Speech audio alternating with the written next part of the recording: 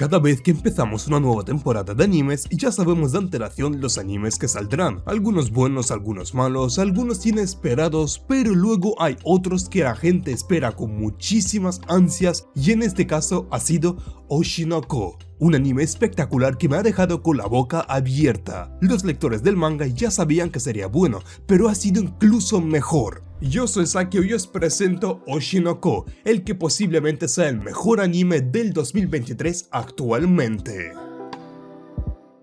Antes de empezar el anime, lo que me impresionó es que duraría 1 hora su primer capítulo. Yo pensaba que duraría en realidad 40 minutos, contando los comerciales de televisión, pero no fue así. Que algunos capítulos a veces duren 40 minutos ya es extraño, como el caso de Rewrite, Kanata no Astra o Tate no Yusha. Ahora, que dure 1 hora y 20 minutos es un caso extremadamente especial. Se han arriesgado en traer de lleno el prólogo completo de la historia en solo un capítulo y lo han conseguido a la perfección, cosa que es de admirar.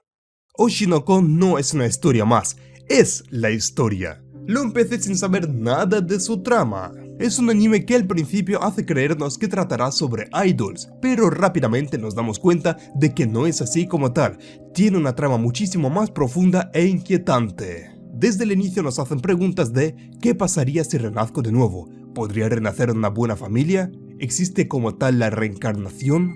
Son dudas que nos irán acompañando, pero se despejarán en muy poco tiempo cuando veamos que el protagonista al morir es reencarnado como el hijo de una de las idols más populares del mundo, Oshino Ai. Y no solo él, sino que también tiene una gemela, la cual ella también es la reencarnación de la chica que tenía una enfermedad terminal en el hospital en el que trabajaba el prota. Aunque eso ya lo sabéis, así que no os lo tengo que explicar. Yo quiero hablar de varias cosas más importantes. Los bebés. No creo ser el único que se extrañó con este tema. Veréis, los protagonistas tienen apenas 2 años, pero ya se comportan diferente a bebés normales, cosa que es obvia, y los demás personajes lo explican simplemente como que son más inteligentes. A ver, seamos sinceros, esto no es posible en general. Con apenas 2 años el prota ya se comporta más adulto de lo normal.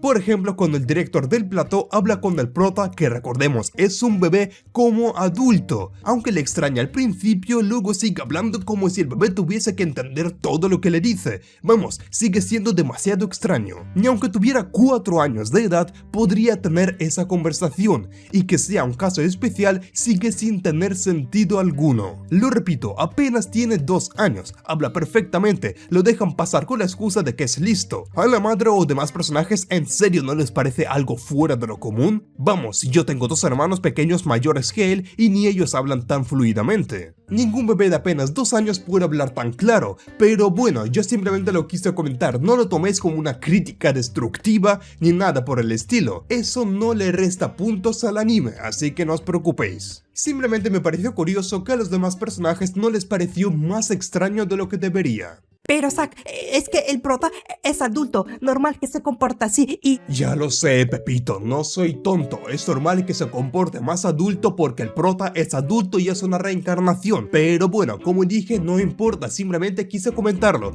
así que pasemos mejor a otro tema. La historia nos mostrará varias cosas a notar. Un ejemplo son los celos. Especialmente los celos pueden aparecer bastante temprano en niños, cosa que notamos en Kana al ver la actuación del prota. También tenemos el miedo, ese miedo que todos tenemos en algún punto de la vida. Ruby es un claro ejemplo de ello cuando baila.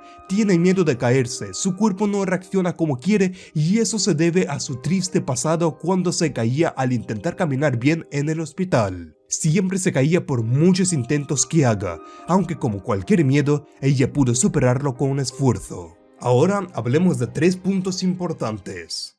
1. Las mentiras. ¿Las mentiras pueden convertirse en realidad? En teoría, sí. Oh Dios, por favor, haz que caiga mucho dinero en mi vida.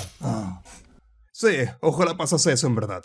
Las mentiras, según cuáles con el tiempo se pueden hacerse realidad, como los falsos sentimientos que con el tiempo se vuelven reales. Eso lo notamos en el sentimiento del amor. Un amor falso con mentiras a lo largo del tiempo, sin imaginarlo, puede transformarse en un amor puro y real. Y sin duda Ai-chan nos lo ha demostrado al final. Ella tenía miedo de decir te amo a sus hijos, ya que pensaba que no lo diría sintiéndolo de verdad, hasta que no pasó el momento crucial. En ese momento se arriesgó a decirles te amo, dándose cuenta por primera vez en su vida que es amar a alguien, dándole una pizca de felicidad en sus últimos momentos de vida. Esa última escena de sus ojos apagándose me ha destruido por completo.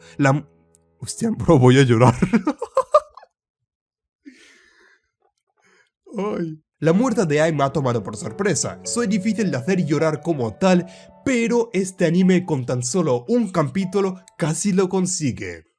2. La muerte y reencarnación. Actualmente no hay datos y hechos científicos como tal que demuestren que haya una reencarnación, y mucho menos vida después de la muerte. Todos son especulaciones y teorías sobre alguna historia, como por ejemplo el caso de las hermanas Pollock. La historia dice que una familia tenía 2 hijas, las cuales han sido atropelladas lamentablemente, y después de un tiempo los padres tuvieron 2 gemelas. Las chicas al cumplir 3 años recordaban, según sus padres, su vida pasada antes de morir. Conocían todo a la perfección, el pueblo, la casa, los vecinos e incluso tenían hábitos idénticos y similares a las otras hermanas. Esto ha sido documentado, pero ¿quién nos dice que en realidad no haya sido planeado por sus padres?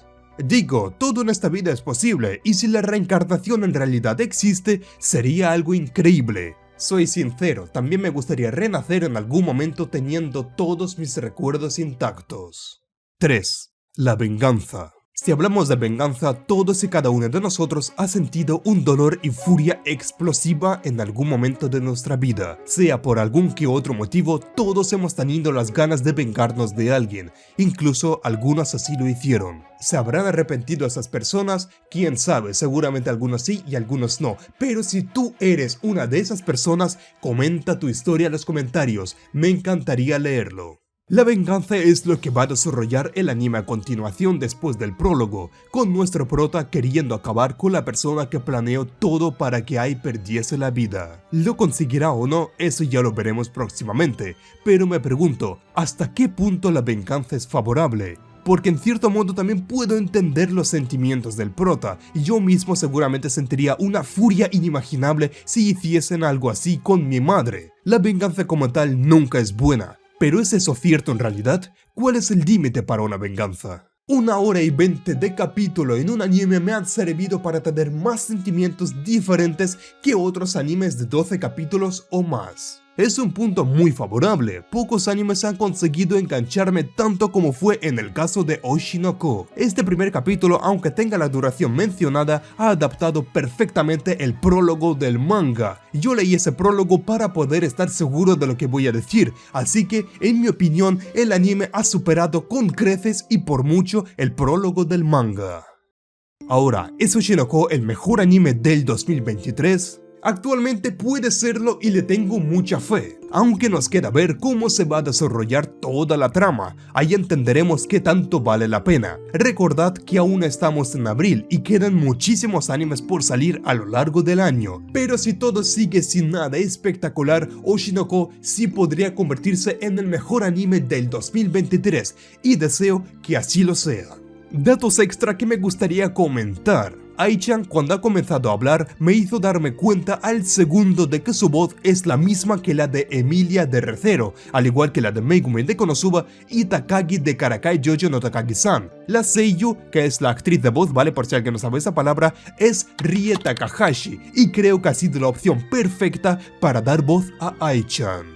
Segundo punto, la animación ha sido increíble, pero quiero destacar exactamente los ojos. Cuando se ven de cerca notamos un universo, por así decirlo, en ellos. Son preciosos a más no poder. Tercer punto, la canción del opening, aparte de ser bestial, tiene una letra espectacular que encaja a la perfección con el anime. Buscad un vídeo con la traducción del opening, hacedme caso, no os arrepentiréis. Cuarto punto, su primer capítulo sin lugar a dudas ganaría un premio a mejor primer capítulo en un anime en 2023, y quien quiera arrebatarme esa idea, que venga al parque sin camiseta y nos damos a puñetazos limpios. Ahí os demostraré quién tiene la razón.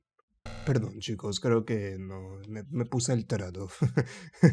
Ay, pero es verdad. Por último, el manga de Oshinoko es del mismo creador de Kaguya-sama Life is War, así que es normal que sea espléndido. No por nada para Kaguyita también tengo un vídeo planeado en el futuro. Oshinoko nos ha demostrado que aún a día de hoy, teniendo tantas tramas diferentes y ya bastante usadas, se puede sacar una historia fenomenal que puede dejarnos con la boca abierta. La imaginación humana no tiene límites. Y como dijo Albert Einstein una vez, la lógica te lleva de A a B, pero la imaginación humana te llevará a cualquier lado.